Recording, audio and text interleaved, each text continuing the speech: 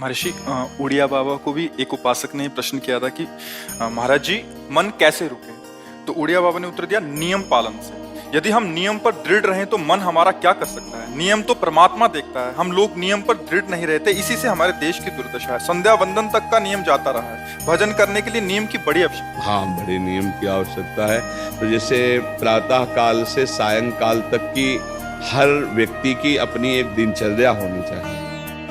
ऐसा नहीं कि आज हम 4 बजे उठे, कल 7 बजे उठे, पर फिर मन को आप कंट्रोल नहीं कर पाएंगे।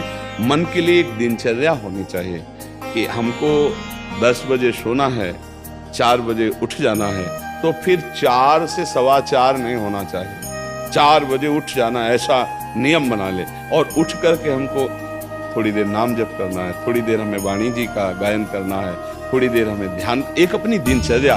फिर हम अपने संसार के कार्य के नियम, जो संसार के कार्य हैं, उनको भी करते हुए भगवान को समर्पित करें। जैसे जो पद में है, जो आपको राष्ट्र सेवा मिली है, जो आपको समाज सेवा के पद मिले हैं, या आपको जो घर की सेवा के कार्य मिले हैं, उनमें बहुत धर्म पूर्वक आचरण होना चाहिए। अगर आप अधर्म आचरण करते हैं, अपने पद का दुरुपयोग करते हैं, तो आप सुबह जग करके थोड़ा माला चला लीजिए, फिर भी आपका कल्याण नहीं होगा, क्योंकि आप अपने पद का, अपने सेवा का दुरुपयोग कर रहे हैं। जैसे हम जानते हैं कि अधर्माचरण है, ये अधर्मी है, हमें पता है दोषी है, और वो हमको कुछ धन दे देता है, और हम उसको मुक्त करवाने की बात सोचते हैं, और जो निर्दोष है उसको फंसा देते हैं। अब तुम चाहे जितना माला चलाने की कोशिश करो या दान पुण्य करो, वो तुम्हारा अधर्म आचरण, वो अधर्म का धन तुम्हें सतमार्ग में नहीं जाने देगा। नियम लेना चाहिए कि जिस पद में है, जिस धर्म में है, जिस कर्तव्य में है, चाहे कुछ भी हो जाए, हम अपने कर्तव्य से विमुख नहीं होंगे। जितना जप महान है, उतना ही कर्तव्य महान है। दोनों बातें समझना है। माला फेरा और इसके बाद बेईमानी, अधर्माचरण, इनका कोई नियम नहीं है कि हमें कैसे चलना है, तो वो माला काम नहीं कर पाएगा, क्योंकि उसका तभी सत्य भाव माना जाएगा माला जपला जब धर्माचरण है। धर्माचरण नियम से। बोले वो बड़े कट्टर नियम वाले हैं, उनको घूस नहीं, आप उनको भयभीत करके नहीं काम करवा सकते, प्रलोभन में काम नहीं करा सकते। ये हमारी गृहस्थी है ना, तो गृहस्थी के पालन के लिए धन चाहिए, और धन के लिए हम धर्म को आगे रखें, धन को नहीं। धर्म को, हमारा कर्तव्य क्या, प्रायः जैसे पूज्य बाबा ने कहा, आज हमारे देश में बहुत दुर्दशा हो रही है। दुर्दशा हो रही, क्यों? क्योंकि सब अपनी जगह से गलत हो रहे हैं। अगर अपनी जगह हम ठीक रहे तो हमारी दुर्दशा नहीं होगी, हमारा भजन कम होगा, लेकिन हम धर्म से चल रहे हैं तो हम विजयी होंगे। हम भगवान को प्रसन्न कर सकते हैं, क्योंकि हमें जो कार्य मिला है वो भगवान का ही कार्य, सृष्टि भगवान का कार्य। जैसे नए बच्चे कुछ वकालत पढ़ रहे थे, तो यहाँ के प्रश्न किया था कि हम जानते हैं कि वो दोषी नहीं है, हम जानते हैं कि वो दोषी है, पर दोषी हमें पैसा दे रहा है, तो हम वकालत पढ़ी इसीलिए, हम उसको जिताएंगे, तो क्या कोई पाप है? तो उनका खुला पाप है। बोले नहीं, हमारी कोई ऐसा कंपनी दो, ऐसा कुछ बोले कि हमारी कंपनी को ये सिखाया जाता है, तो हमको तो ये करना ही होगा, अगर नहीं करेंगे तो हमारी वकालत का मतलब क्या रहा? तो नहीं, वकालत का मतलब अधर्मी को मुक्त करवाना नहीं है। वकालत का मतलब अधर्मी के सबूत एकत्रित करके उसको दंड दिलवाना है, और धर्मात्मा को मुक्त करवाना है। अब इसके लिए आपके पास अर्थव्यवस्था अगर कमजोर भी है, तो धर्म व्यवस्था आपकी पूरी है। धर्म व्यवस्था ठीक है तो परिवार स्वस्थ रहेगा, सुखी रहेगा, भगवान आप पर प्रसन्न रहेंगे। अच्छा, फिर हमने तर्क रखा कि जैसे आपकी बहन के साथ कोई गलत व्यवहार करे, आपको पता है, और वो आपको 10 लाख रुपया घूस दे, तो क्या आप उसका पक्ष लेंगे? नहीं, तो फिर दूसरी बहन के साथ किया। अब यहां विचार करना है ना, अपने भाई का अगर कत्ल किए हो, मुझे पता हो कि ये दोषी है, तो क्या हम पैसे से उसको मुक्त करने देंगे? लगेगा कि जान की बाजी लगा देंगे, और तुम्हें हम ऐसे ही एक गरीब आदमी की किसी ने हत्या की है, तो आपका पक्ष बनता है। पर ये ज्ञान कहाँ मिलेगा? बिना अध्यात्म के ये ज्ञान तो मिलेगा नहीं। ज्ञान तो इस बात का मिला कि कैसे पैसा कमाया जाए। अच्छा, वो पैसा यदि अधर्म से आया है तो आपकी दुर्दशा कर देगा, आपकी बुद्धि भ्रष्ट कर देगा। तो जो बाबा कह रहे हैं कि आज हमारे समाज की बड़ी दुर्दशा हो रही, उसका कारण यही है कि हमें अध्यात्म का ज्ञान नहीं, हमें धर्म का ज्ञान नहीं, और बड़ी बड़ी गलतियां हो जाती है। बिल्कुल पता है आदमी निर्दोष है और हम धन के प्रभाव से उसको दंड दे देते हैं। वो दंडा भगवान जब आपको पलट कर देंगे तो आप सह नहीं पाओगे, उसका परिणाम बहुत बुरा होता है। तो इसलिए समाज को चाहिए अपने अपने कर्तव्य का पालन करते हुए एक नियमावली बना ले। जैसे कुछ दुकानों का नियम होता है कि वहाँ फिक्स रेट होता है, नहीं होता, वहाँ ये नहीं चलेगा कि कसम से कहते हैं कि तुम्हें हम अपना जान करके कि 100 रुपया मीटर ये मिला है, हम बिल्कुल मुनाफा नहीं ले रहे। नहीं, झूठ क्यों बोल रहे हो? दुकान खोले हो मुनाफा के लिए, झूठ क्यों बोल रहे हो? नहीं लेंगे मुनाफा, हम जितने का लाए हैं उससे मुनाफा लेंगे, पर 120 रुपया मीटर देंगे, कपड़ा बढ़िया है, नाप फिट है, इससे नीचे नहीं उतरेंगे, हमें सफाई देने की जरूरत नहीं है कि हम कसम खाते हैं या ऐसा। जानते हो ये बिजली है, दुकान है, नौकर लगे हैं, तो इसका मुनाफा लेने के लिए दुकान खोलें, कोई दान करने के लिए तो नहीं। तो सबको पता है मुनाफा लेगा, लेकिन एक फिक्स दाम, उसे 10-20 रुपया का मुनाफा लेकर के हम उसको बेच रहे हैं। लेकिन झूठ क्यों बोले? झूठ के बिना धंधा नहीं चलता, नहीं है, ऐसा नहीं है। अब असत्य बोलोगे तो उससे जो आपको मुनाफा मिलेगा वो आपकी बुद्धि भ्रष्ट करेगा, और सत्य है कि मुनाफा के लिए है वही चीज, और आप एक फिक्स रेट में दे रहे हैं, बढ़िया। अब अगर आप कोई मिलावट करके भोजन सामग्री दे रहे हैं, आपको पता है जो खाने वाले के हृदय में बैठे हुए भगवान है वो तुम्हारे जीवन में मिलावट कर देंगे, तुम्हारा जीवन महान दुखमय हो जाएगा। ये कहाँ समझा जाता है? एक आदमी सिंथेटिक दूध बना रहा है, उससे कहो ये अपने बच्चे को पिलाओ, नहीं पिलाएगा। फिर ये दूसरे का बच्चा जब पिएगा तो उसकी हालत क्या होगी?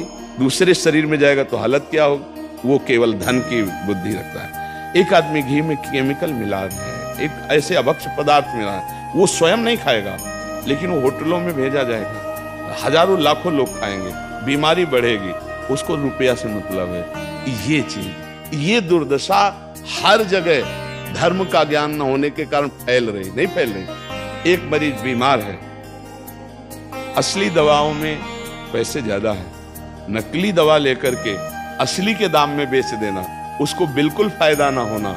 लेकिन परमात्मा देख रहा है, तुम जानते हो नकली दवा है, वो तो नहीं जानता बेचारा, ज्यादा पढ़े लिखे नहीं, किसान आदमी गांव का आया है, तुमने दे दिया और उसने पैसा दिया असली के। अब वो पैसा तुम्हारी बुद्धि भ्रष्ट करेगा, तुम्हारे परिवार में कलह पैदा करेगा और तुम्हारा पतन कर देगा। ऐसे हर डिपार्टमेंट में, हर विषय में यदि हम अपने धर्म से चले, अपने सत्य से चले और थोड़ा भी भजन होगा, वो आपको उत्तम गति प्रदान करेगा। पर ऐसा कहाँ समझ में आ रहा? अध्यात्म के बिना भला ऐसा समझ में आएगा? तो इसीलिए कह रहे हैं हमारे देश की दुर्दशा हो गई। पूर्वजों में पहले ये था कि हमारा धर्म नहीं जाना चाहिए चाहे प्राण चले जाए, हमारा चरित्र नहीं जाना चाहिए चाहे सर्वस्व नष्ट हो जाए। आज इसकी कोई परवाह नहीं, तो उसी से बुद्धि भ्रष्ट हो जाती है, जीवन एक पशुवत आचरण वाला हो जाता है, और वो अपने को बड़ा सुखी समझने लगते हैं कि हमारे पास बड़ा वैभव है। लेकिन प्यारे, उस दिन को याद करो जिस दिन तुम्हारा आखिरी समय होगा, ना तुम्हारा फार्म हाउस जाएगा, ना महल तुम्हारा जाएगा, ना बैंक बैलेंस जाएगा, ना कोई व्यक्ति, और ना ये शरीर। अब तुम्हारे कर्म तुमको भोगवाएंगे। उस समय की कौन याद करता है? अगर उस समय की याद हो तो भय लग जाए कि नहीं पाप नहीं करूंगा, क्योंकि जाना है यहाँ से। अच्छा, कब जाना कुछ पता नहीं, किसी भी समय ट्रांसफर हो सकता है इस शरीर से। तो हमें लगता है कि महापुरुषों के जो वचन है कि हमें एक नियम से जीवन जीना चाहिए, धर्म पूर्वक जीवन जीना चाहिए, अपने कर्तव्य का पालन करना चाहिए। जो हमारे लिए कर्तव्य, आज प्रायः धन प्रधान बुद्धि होने के कारण कर्तव्य स्वाहा हो रहा है। एक विद्यालय में विद्यार्थी के लिए जो गुरु पद में बैठा, उसका क्या कर्तव्य है? वो अपने कर्तव्य को भूला हुआ है। भला छोटे छोटे विद्यार्थियों को, जिनकी नींव पूरे राष्ट्र सेवा में, समाज सेवा में ये बन सकते हैं, अगर उनको हम सही शिक्षा नहीं दी तो उनका पूरा जीवन बर्बाद हो जाएगा। अगर उनको हम गलत सपोर्ट कर दिए तो उनका पूरा जीवन बर्बाद, क्योंकि नया जीवन है। और जगह जगह अपने अपने कर्तव्यों का यदि पालन किया जाए तो पूरा समाज सुखी हो जाए। लेकिन कर्तव्यहीनता आ रही, कोई अपने कर्तव्य को नहीं समझ रहा है। तो यही बात महापुरुष जनों को दुख लगता है कि अगर सब अपने कर्तव्य का पालन करें, धर्म का पालन करें, भगवान का नाम जप करें तो सब सुखी हो जाए। सुख सब चाहते हैं और आचरण दुख वाले करते हैं, इसीलिए सुख नहीं मिल रहा है, परिणाम में हमें दुख मिल रहा है। सच्ची मानना, वो रुपया पूरे परिवार में अशांति पैदा कर देगा। और धर्म पूर्वक 100 रुपया लाओगे, 4-5 परिवार के बैठ के नमक रोटी खाओगे, आनंद से सोओगे, बड़ा प्यार रहेगा, भगवान की कृपा रहेगी। पर ये बात समझ में नहीं आती है। तो ये वृत्ति अगर छोड़ी ना जाएगी तो कुछ भी कर लो, कहीं भी दान पुण्य कर लो, लाभ नहीं मिलेगा। अगर दान देने की बात कही गई है तो धर्म पूर्वक कमाए हुए धन से। अगर आप मेहनत से कमाए हो ना, 10 रुपया दे दोगे ना, तो 10 रुपये का वो आटा लाके अगर 2 रोटी खाएगा तो खूब वजन होगा। वो आप 1 लाख रुपया बेईमानी कर रख दोगे ना, तो बैठे बैठे वो गंदा ही सोचेगा, वजन नहीं होगा। उसका गंदा सोचना और आपका गंदा करना दोनों मिल करके, उसके कारण भी तो आप बने ना, तो आपका ही पतन हो जाएगा। उसको तो भगवान बचा लेंगे क्योंकि भगवान की शरण में। तो मुझे लगता है अधर्म के धन से कभी किसी को लाभ नहीं मिलता। तो अपने कर्तव्य का पालन करते हुए यदि नाम जप किया जाए तो बहुत जल्दी हमको लाभ प्राप्त हो जाए। बहुत सुंदर मतलब ये चर्चा होती है, अगर आप लोग इसको धारण कर लें तो निहाल हो जाएंगे। सच्ची कह रहे, ये जो बातें हैं ये बहुत सुंदर जीवन को पुष्ट करने वाली हैं, पर आप धारण कर लें तो बात है।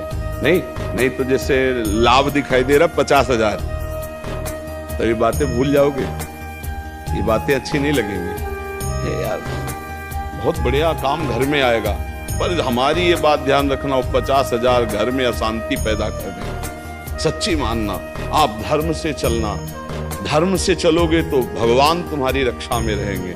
अधर्माचरण देखो कैसी कैसी घटनाएं होती हैं। बढ़िया कार है, फिल्मी गाना लगाए चल रहे हैं और वो एक्सीडेंट हुआ, आग लग गई, बाहर निकल ही नहीं पाए, वो अंदर ही जल गए। क्या हुआ? ये करोड़ों रुपए की कार गूंज दिया तुमको, अंदर ही बैठा, धू धू करके आग लग गई, अंदर जल। ऐसे जलना चाहते हो या भगवान के आनंद में चिंतन करके शरीर छोटे हो, फिर दाह संस्कार हो ऐसे कि सब लोग भगवान के नाम का कीर्तन करते ही जा रहे, फिर आपका अंतिम संस्कार, वहां जीवित जल गए। क्या हो सकता है? एक एक पल तुम्हारे कर्म का हिसाब होगा, एक एक सेकंड का। ऐसे कर्म करो कि हमारा अच्छा हिसाब हो, बुरा हिसाब। ये मत समझो कोई देख नहीं रहा, वो देख रहा है जिसको हिसाब कर रहा है, वो देख रहा है। उसके लिए कोई वकील या किसी सबूत की जरूरत नहीं होती, वो सर्वांतर्यामी आपके अंदर बैठे ही देख रहा है। तो सदैव जैसे सत्संग सुन रहे हैं, तो अगर हाथ जोड़ के प्रार्थना है, थोड़ी भी बात मान लोगे तो आप सच्चे सुख के मार्ग में चलने लगोगे। नहीं तो भाई बहुत गंदी हवा चल रही है, माया की बहुत गंदगी ऐसी फैल रही। कलिकाल है ना कि ये बातें किसी को पसंद नहीं आती। वो बात बताओ कि हम कितना रुपया कमा ले, कैसे कितने भोग लें, और वो अध्यात्म में नहीं। आपको सच धोखे में मत रहना। अध्यात्म में है, जितना आप धर्म से चलोगे उतना सुखी होगे, और लोक में जितना धन मिल जाएगा उतना सुखी माना जाएगा। लेकिन वो सुख नहीं है, वो चंद मिनट के लिए हाइलोजन की तरह जलेगा, फ्यूज हो जाएगा। और धर्मात्मा दीपक की तरह जलेगा, पर बहुत काल तक चलता रहेगा। इन बातों का चिंतन कीजिए, खूब नाम जप कीजिए और भगवान के भरोसे रहिए, गंदे आचरण मत कीजिए।